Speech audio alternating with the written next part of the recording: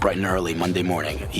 Last night was my kid's bar mitzvah, so I've been a little bit preoccupied with that for the past couple of days. Now heading to Tel Aviv to meet with Peter Lana, who is literally a real-life hero and legend. He ran all media for the IDF, the Israeli Defense Forces, for many years. He was Israel's spokesman to the world. An amazing, amazing individual. After that, to Syte.ai, a new company I've recently began advising in the fashion/AI space, and spending the day in Tel Aviv with some back-to-back meetings. Let's do this. Here we go. You know, I say, a lot of people in marketing, in the marketing world, say the word legend a lot. I say that a lot, legendary, legend. It's a cool word, but the reality is, and you could close your ears, I don't care, I'm going to embarrass you, man. How long, the truth is, I've been following you for a long, how long do we know each other? Do you know the first time we met? 4 or 5 years. So, you know, I do a lot of things online. Some things I get paid for, some things I don't get paid for. Some things I do because I can't not do them. And that is defend Israel, right? I love this country, as you probably know. And it really, there's a lot to love. And I want to tell you, I've paid a price over the years, which I'm sure you have as well. We'll talk about that in a second. But I've had friends and professional relationships ruined because of my tweets, because of my pro-Israel activism. I've had a TechCrunch writer unfollow me because of my quote-unquote war tweets. That's what she said to me, and I'm like, you mean talking about the fact that we're being attacked day in, day out? I'm not gonna get into it, but I paid a price, and I am nothing. I am literally a speck of dirt compared to you. Who are you? I am Peter Lana, former spokesperson for the military, 25 years of service, just recently retired, which is fun. Where are you from originally? I was born and raised in the United Kingdom, in London. And you moved to Israel 25 years ago? No, before then. I came to Israel at the age of 12. Oh, wow. It was, family aliyah. We came to Israel, Zionist. I came when I was 15. Love the idea, love the country. I think early on I always wanted to live here. It just was something that was, my heart was here. You know, I hate that the word Zionist has become a dirty word. I don't believe it's a dirty word. I know on a media perspective, I wouldn't use that, but definitely it's, there's a Jewish homeland for the Jewish people, which is a legitimate thing, and this is where we are. There was an amazing thread on Twitter yesterday. I'm not sure if you tweeted it or someone else tweeted it. Oh, what's her name from the Jerusalem Post tweeted it, I think. Anyway, it was an amazing thread on Twitter yesterday talking about how it's so fundamentally misleading to say that you can separate between Zionism and Judaism, when in reality Zionism is a fundamental pillar of Judaism. But anyway, my point is, I remember the first time we met, we talked about how we could ever win this game, win this fight, because, our enemies, those that want the destruction of Israel, are literally billions of people around the world. And not only that, but they, if I'm oversimplifying, aren't necessarily restricted by the truth. I think there's an issue of perspectives. People build their own ideas and understandings about certain things. Right. And then they just go on full force, and they don't necessarily have all the facts. They don't experience the reality, and they judge. And definitely in this day and age of social media, people judge you by what they know, and they can just 140 characters plus an image, and that's it. And I think my job and what I believe is strategically looking at this problem and saying, we're on the playing field, there's no option not to be there. Right. And you have to be truthful, you have to be passionate, you have to give a personification of what you are doing. And I think it goes to speak to not only from the military perspective, but it's about being a human being. I think that is what we all want to do. Well said, and I think that's an interesting point. Not being on the playing field is not an option, because I would say, I'm not sure, it's hard for me to imagine, but if I were in your situation, or if I was in the IDF situation, the military, and I was looking at how much hate there is towards us, I'm not sure that I wouldn't just throw my hands up in there and be like, you know what, I'm just not getting on Twitter. I'm just not getting into the mud. I know that when I am trolled on Twitter, and the anti-Semites come out to play, I use the block button. I just can't engage, and so I've always watched you, honestly, I'm telling you right now, I've always watched you with admiration on Twitter, where you have patience. Obviously, the extreme trolls, there's no point in engaging with, but even a couple of weeks ago, we were both on a thread. What was it? I don't remember the story? A couple of weeks ago, somebody was attacking us, and I literally blocked them within 2 minutes, and you just kept going. No, I have a policy though. Okay. Because if you block on social media, then it's the antithesis of social media. Uh-huh. So if you're blocking, then you're making yourself irrelevant for the own platform that you want to play on. So I would say definitely engage, speak, as long as it's cordial and people don't talk about my mother or talk about my ugly face or whatever, and they don't put me in an SS uniform, there's room to talk. And I always believe that there's much more room in people, even if we have completely different beliefs or understandings, we can still connect as human beings. And Twitter makes it extremely difficult because it's so short and concise. That's the thing. And therefore you have to to try and think out, how do you want to touch this human being, even if he's completely annoying and he doesn't understand what is going on. The problem, though, is, and this is, you touched on it, is that Twitter, and not just Twitter, but Twitter is obviously extreme, but there's no nuance, right? And the reality is, you said these scenarios, put me in an SS uniform, talk about my mother, these are, you know, it might sound like, if I'm taking a step back, like that's, come on, who does that? You know how fast it gets to that. It's very, very fast. Very fast. Almost every day I have experiences like that. But I think it's the alternative of not being there. It means you're leaving the playing field to the adversary. That is bad because it means they are shouting you out, shouting you down. You don't do that in a room that people tell you what they think of you. Why would you do it online? Well, the question is, I'm going to push back. I still need to understand one thing. Like, I'd say 9, or maybe not 9, maybe 8 or 7 out of 10 of the people that attack me on Twitter or other platforms aren't really open to discuss. They're not open to being convinced that Israel is really an amazing, beautiful country, and there's no apartheid here, and there's equality, and there's rights, and everything me and you know. They're not even open to hearing that. So, like, I feel like it's a waste of my clicks, a waste of my breath. I'll hit you right back. Okay. In all of my years of experience of media relations, I've always taught everybody I've spoken to that the journalist is just a tool to get to his audience. And you have to keep in mind the amount of people that are following the person that is tweeting you.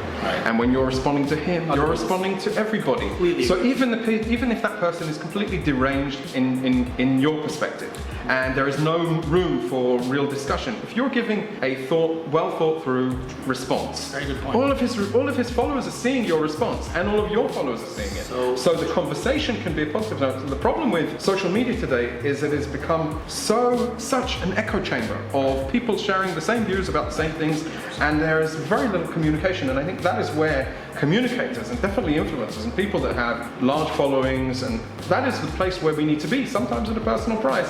Definitely put yourself there, speak about the facts, speak about what interests you, speak about how it hurts you, and show the passion, show, you know, what we think about Israel. You know, we're not perfect. We never say that we are perfect. Never. We are at fault sometimes. But the reality is much more complex than the black and white or 140 characters, and that is the challenge of trying to say, yes, but, and this is where we belong. No, it's such a good point, though, that I always say that. I always think that to myself, and then I maybe don't follow my own advice. But the reality is, I'm not answering that person. Everyone around me, you know, when someone tweets at me and they have 1 follower, sometimes a lot of people be like, I'm not going to answer, not worth my time. It's not about him. It's about everyone else that's watching this conversation. Anybody that follows me sees that I'm responding to someone with 1 follower. It's a very, very important lesson, not just in that world, but in the tech world as well, in marketing worlds as well. 25 years. Yes. How did you sum it up? 1 word. Awesome. Love it. Unbelievable. Yeah, you did some really remarkable, and you worked with remarkable people as well. I mean, Marina, who worked with you, and you know, she was on the vlog a couple of weeks ago. We talked about her before. She's amazing. Listen, you know, you can't do something normal now. You gotta do something like stupendous. You gotta do something like wow now. We gotta figure out how to like take these skills and this knowledge and this talent that you have. And I'm gonna say it as it is. I mean, this is a talent. What you've done, you know, the ability to even fight that fight. I don't know how you lose patience. That's what I don't understand. It's unbelievable. It's the British, you know, laid back, undertone, taking things easy. I think we gotta get you into tech. That's what I think. I think we gotta get you into tech. I think a lot of Israeli companies, most Israeli companies, I'd say, could use your knowledge and both of the tools themselves. But forget the tools, because you can learn the tools. But it's like we said before, the culture and the patience and just the strategic thinking of not only in bad times, by the way, but in good times as well. Just communication in general. We gotta get into tech. That's the bottom line. We're gonna work on it. Anyway, Peter, thank you so much for everything that you did. Not only for me, I believe for this country, for the world. Honestly, over the last 25 years. 25 years. I can't even imagine. What was I doing 25 years? So I'm doing pink shirts now. So I was gonna say the pink shirt looks a little better on you than the green uniform. No, you weren't wearing green. Were you wearing green? No, it was the officer's uniform. Off white, right? Yeah. Or tan, beige. It was bluish? Yeah. Last time I saw you, I think you were in uniform. Yeah. Anyway, all right. So let's figure out how we can get you into tech. That's the bottom line. We got to do this because I feel like there's a lot of things that you can contribute to this, and just keep being awesome. Yeah. Thank you. Thank you very much. You're awesome. We are here at Syte.ai HQ, and I'm sitting with someone who 100% of the times that people ask her name, it results in the singing of a song. What is your name? Jolene. Right? Everybody starts singing the song. Everyone. Okay. I mean, I also did it. It's one of those names, right? Yeah. You're the only Jolene I know. Who are you? What's your story? Where are you from? What are we doing? What's Syte.ai? Talk to me. Okay. I'm from San Diego, California. Love it. Moved to Israel. One of the most beautiful places, by the way. It's really I wonderful. think actually one of the most beautiful places on earth, San Diego. Yeah. We've been there like I think it has the most 15 perfect weather. Right. It's wonderful. I'm going to be in LA in 2 weeks. How far is Amazing. LA from San Diego? About 2 hours. I've been in Israel for 8 years. I'm currently the director of marketing here at Syte. Wait, we'll get to Syte. I want to talk about Okay. you for 1 second. You're very interesting. What are you doing in Israel? Why'd you come here? Why did I come here? Love story. Fell in love. Well, first of all, I fell in love with the country. Okay. First and foremost. Right. Then I met my future husband. Your current husband. And my, which is, yeah. My, well, then it now. was my future. Yeah, now it's my current. And yeah, the rest is history. We live in Ramat Aviv. I have a son. Amazing. And one on the way. You're living the dream. Wait, let me just zoom in there. What month are you in? I'm halfway. That was officially the only time I zoomed in on a woman's belly on the vlog. You should be honored.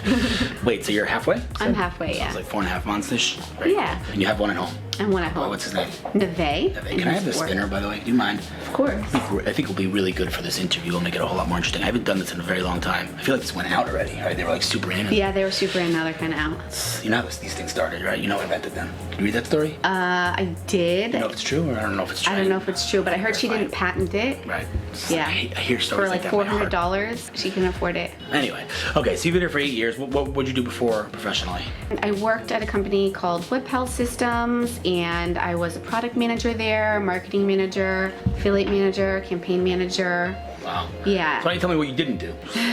Okay, so now you're at Syte.ai, Syte.ai, yes. and how long you been here? I've been here for about 8 months. I mean, this company is, I would say, remarkable for a whole bunch of different reasons. Right. By the way, full disclosure, I am an advisor at the company, but I was going to get there anyway, just before anybody jumps down my throat, because I know how people are like, oh, you're saying they're great, you're an advisor. Okay, yeah, I'm an advisor, relax. But it's the opposite. I'm an advisor because I love the company. Exactly. I'm not saying I love the company because I'm an advisor, but we'll get there. Exactly. So, first of all, for starters, the way I originally heard of you guys was you guys raised capital from Line Corp. You're an Israeli company sitting in the middle of Tel Aviv, and you raised money from the WhatsApp of Japan. Exactly. How'd that happen? Were you involved in that process? It's unbelievable. I actually was not involved in that process, but I can tell you how it happened. They were benchmarking for about a year and a half, looking for the best visual search technology. They were? They were, Ah, okay. Line, yeah. And they came across our tech and were absolutely stunned at the accuracy. A lot of our competitors do, textual tags and manual tagging. Hold on, you're getting way ahead of us. You're way Okay. too smart for me. Slow down, all right? Wait, people don't even know what we're talking. What does Syte do? Let's just take Okay, 5 Syte is visual search, 100% visual search. That means anything in an image, whether it's fashion or home decor, can literally become instantly shoppable. So you see something at your friend's house, on the street, online, social media, it can be purchased. All right, so let me try to. I mean, that was actually, you explained that very well, but let me dumb it down even more. So on the internet, there are links. You can click on a link and then you go to a web page. Yeah. But the internet, as we know it, has transitioned away from textual-based. Right. I don't know what to call it, but text basically, and we've transitioned. searching, yeah. We've transitioned into a more visual internet, right? Exactly. Now there's the the Facebooks of the world, but we've gone even further than that. To platforms that are purely visual, like Pinterest and others, and Instagram, obviously. And with all those visual assets, all those pictures, all those videos, what happens to search, right? I can't search with a picture. Aha. But now you can.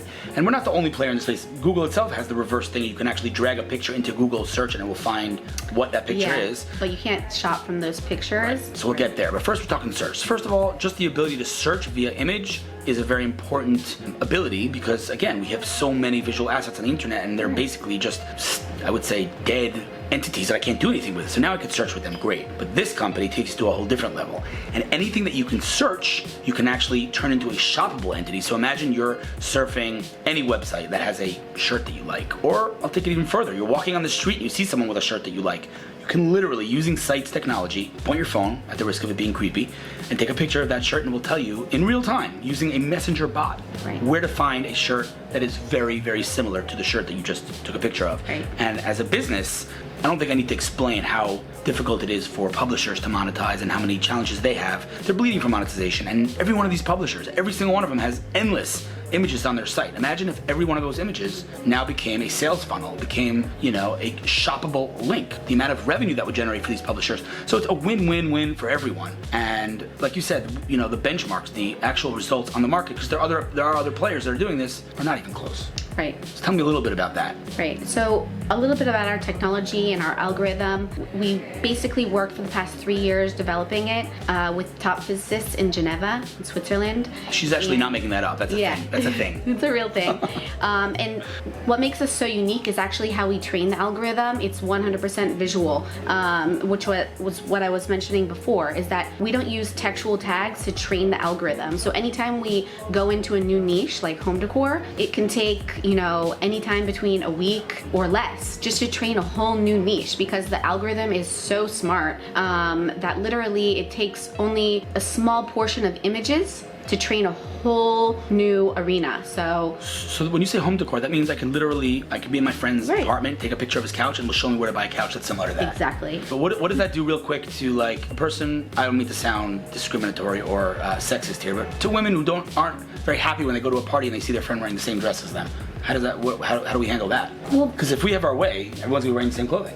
Yeah, it's less about having the same clothing. It's more about getting inspiration from things that we see online. So you see Selena Gomez, she's wearing a $5,000 dress. We all want to look a certain way and feel a certain way, and it kind of just coins in on that inspiration. So she's wearing a $5,000 dress. Maybe you can afford that, maybe you can't. But now I can buy something extremely similar for $200. So it's giving me the power of knowledge. I can see a couch, I can understand how I call that couch, who provides that couch in my area, how much it costs. So it's giving the consumer the power. The power is now in their hands. Okay, it doesn't really show you the exact same thing. It shows you something similar. Like you said, inspiration. Sometimes it does. Sometimes it's a Shazam. Right. Sometimes it's very similar. So it just depends. Is it in season? Is it a Gucci bag that they just came out with? So we have it indexed. If it's not, so it will give you the inspiration and it'll give you something very, very similar. And just to coin back in on what you said about visual searches and textual searches, well, think about it. When you see something online, an image speaks so many more words than text ever can. So when you see something like a red dress, you want to explain that to Google, for example, ruffles and V-neck and cap sleeve. So we want to make that easier for you. We want to empower you, basically. I don't know what any of those things are. One of the things you just mentioned, do I know what A suit, for example. Let's say you want to buy a suit. You go into Dumb it down for us normal people, Yeah, you go into a store. They're selling just the suit, but what if you like the shoes or the tie or the shirt? Now you're talking about life. Right. Now we're good. Are you having a good time? This is all the. Of course I am. This is an amazing company. I am super, super honored to be advising this company. I'm learning a lot. Amazing founders, husband and Amazing. wife. And someone really wants to talk to you, so I'm going to let you go now. And thank you for the interview. It was a lot of fun. Thank you so much. Talk soon. So I'm sitting here with the man in the beard, Mr. Jonathan. More beard than man. Yes, that's very impressive stuff. How long do we know each other? I would say probably about 8 years. 8 years. So I would say, at the risk of making things a little awkward in this conversation, probably I would say, out of all the people I've ever met on planet Earth, the person that I like most, that I didn't like most in the beginning. Do you really want to start off in that conversation? We probably shouldn't, right? Yeah, we probably shouldn't. We got off on the wrong foot. Yes, we did get off on the wrong But now foot. we're good buddies and we have a whole bunch of things in common. We'll talk about a lot of geekiness that we share. But long story short, you used to be, you are a co-founder of Glide. Yep. Okay, what was Glide, or what is Glide? Glide was my second Israeli startup. Really? Yeah. I didn't know that. So my first Israeli startup was called App Studio. I built it in 2008. I had early access. Yeah. Well, I'm telling you the origin story. Right. It's like a reboot of Spider-Man. Right. So you got to start with the origin. So it was I was learning at the Jerusalem College of Technology, and I got an invitation from Apple for early access to the iPhone software development kit before they even had the term iOS. How did I not know this? Yeah, I probably told you this 8 years ago. I probably forgot. And so I dropped out of school that day, raised some money from family and friends. I said, this device is going to be phenomenal. You saw the iPhone before it was out? I did see some elements of the iPhone before it was out. Dude. Yep. More important than I realized. And I was active in the Apple development community at the time. Before there was even an app store. Before there was an app store. Yep. Unbelievable. Yeah. Okay, so that. So I started one of Israel's first software house that was mobile focused. My father always told me, he said, in the gold rush in California, who made the most money? The guys at the train station selling pickaxes. So I said, every single startup in this country here in Israel is going to need an iPhone app, and none of them know how to build it. So I want to be there ready to build it for them. So you skated to where the puck is going. Exactly. You know that? Exactly. Yeah. yeah. I Wayne played Gretzky. hockey. I'm Yeah. a big fan of Wayne Gretzky. That quote from Wayne Gretzky, he used it all the time. Okay, so then So then, fast forward about 60 iPhone apps later, a childhood friend came to me and said, let's build a communications company. Was it Ari? Yep, that was Ari Roisman. Love Ari. And yeah, he's a fabulous guy. I've seen him And in 2 weeks. I'm gonna be in Palo Alto. oh, really? Yeah, so my regards. He's the greatest. So then we built a company, raised a bunch of money, and we pretty much invented the concept of video messaging. Wait. There were video messengers at the time, but none of them achieved. Hold on. You're getting Yep. way ahead of ourselves here. Okay, Hold okay, on. fine. You said you raised a bunch of money. Can you Yep. elaborate on that? We raised over $40 million. A bunch of money. That's a whole lot of gumballs. That is a lot of gumballs. Okay, so I don't believe you were in that initial meeting when I met Adam and Ari at Gems. No, I wasn't. I think I was. I might have been in California at the time. So I met with them and they said to me, we're building an iPhone walkie-talkie. Yep. And I said to myself, Video walkie-talkie. A video walkie-talkie, right? And I said to myself, but why? I don't think there was FaceTime then. There was no FaceTime. Right. There was no Snapchat. There was no Was there Skype? Skype was the only, but Skype didn't Wasn't have on video on iPhone. Right. Yep. Okay. So it was very, very early, and I was trying to figure out, kind of, before these other players came to market, what this thing would do to the market. At the end of the day, it became a very, very, very saturated market. Yep.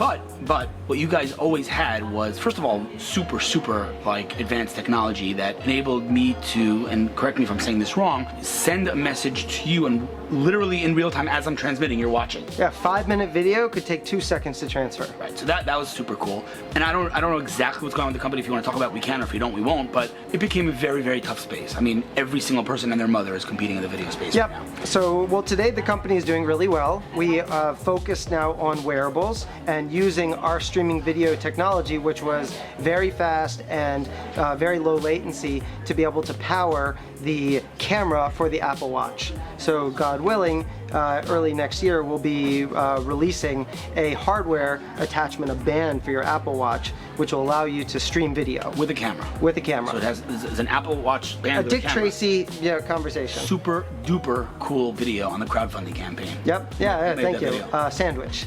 Of course Yeah. they made that video. It was Yeah. amazing. Okay, Sandwich is like the Rolls Royce of startup videos, I would say. Oh, yeah, And they're partnered absolutely. with Ludlow Ventures, who, by the way, is awesome. John Trieste, I love John. I love the whole team there at Ludlow Ventures. They're amazing. You know those guys? Yeah. They're amazing.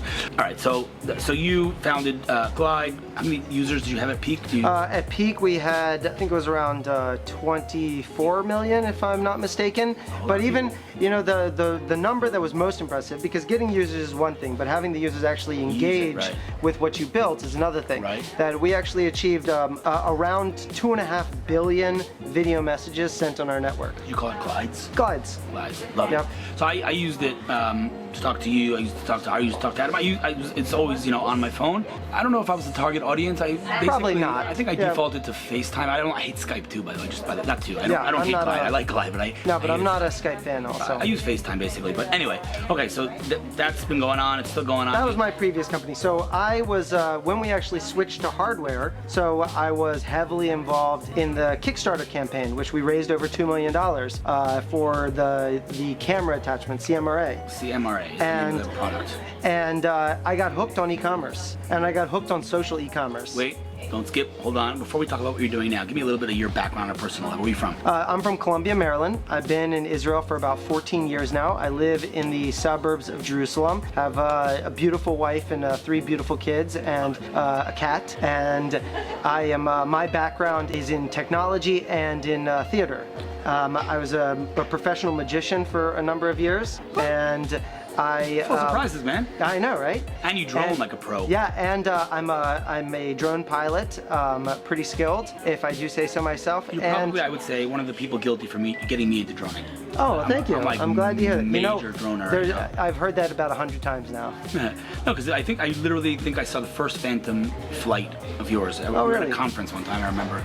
Was it the Microsoft conference, maybe? Could have been. Yep. Now I'm like obsessed. But anyway, Yeah, it's pretty sure great. you're guilty of that. Okay, fine. So talk to me about what you're doing now. So what I'm doing now is, so I've co-founded a very exciting company. Our company is called Craze. We have an amazing product which is available right now for the iPhone. It's called ScreenShop. So it's one word, ScreenShop with a P at the end by Craze. And what it does is it takes any of the fashion-related photos from any app on your phone and turns them into a custom catalog that then you can make purchases from. So let's say that you're following somebody, a celebrity or even your next door neighbor on Instagram or Snapchat, and you like the outfit that they're wearing, the skirt, the dress, the earrings, the purse. You just take a screenshot of that, which you probably were doing anyways, and we send you a push notification when after we found exactly where to buy that and similar items on the internet. Literally, as far as the user experience flow, all I do is take a screenshot, that's it? Yeah, here, let's see if I... That's it, it's all based on push notification. Yeah, it's all based on push notifications. So that's pretty awesome. It's really what we try and do is we don't try and replace your Instagram feed, we try and make it that it's instantly accessible. Okay. So here's, you see right over here is our icon, screenshot, right. And I'm gonna show you here, this is what the app looks like. So there's a buddy of mine, and let's say that you are on Instagram, okay? So here I am on Instagram, or loading up Instagram, and let's say that I'll find an outfit. Oh, look at that dapper young guy. Oh, who's Where is that good-looking guy? I don't know. Yeah. That was totally not done on purpose, by the No, way. it wasn't. You just show up. It just shows how obsessed I am with you. All right. Okay. So let's say I'm here. So I take a screenshot of it. There you go. Okay. So now that is scanning, and you saw how quick that was. I got a push notification. I tap the push notification, and it will, if I just tap that there, it will show me where I can get dresses similar to the one that your wife was wearing. Wow, that is super cool. Look how quick that was. I didn't have to upload anything to a third party. I didn't need to register or anything. Amazing. It turns any app on your phone into a custom catalog and search utility that will find where you can buy it for less. And even if you're following a celebrity that's wearing something that costs $5,000, we will look and we will find you the $70 lookalike. Okay, so this is a very long interview, so I gotta cut it really short in a minute. I just want to ask you something. I mean, Yep. this thing, you're out there right now, Yep. but you have a lot of big news coming. Oh yeah, well, so we have some of the biggest partnerships in Hollywood that are behind this product,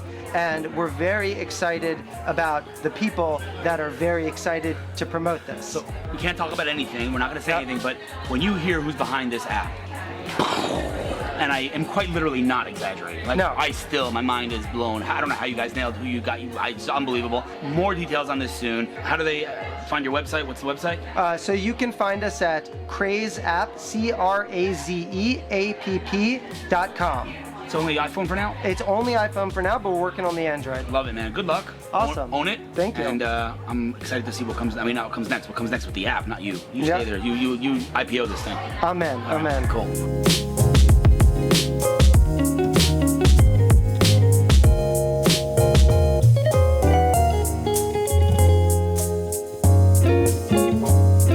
So we're out for a birthday dinner celebration, to which I would usually not bring my camera. And I know it's hard to see because it's very dark out, but I knew that the view here is remarkable. So I figured, why not show you? Check this out.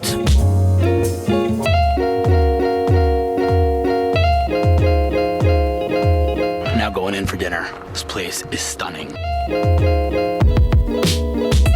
So about 2 hours ago, someone tweeted me a picture of their steak on Twitter. A restaurant I've never heard of, and I was literally right in the middle of looking for a restaurant for dinner. This place is stunning. Apparently the meat here is super high quality, here for my wife's birthday. Pretty amazing. Now we eat. See you tomorrow.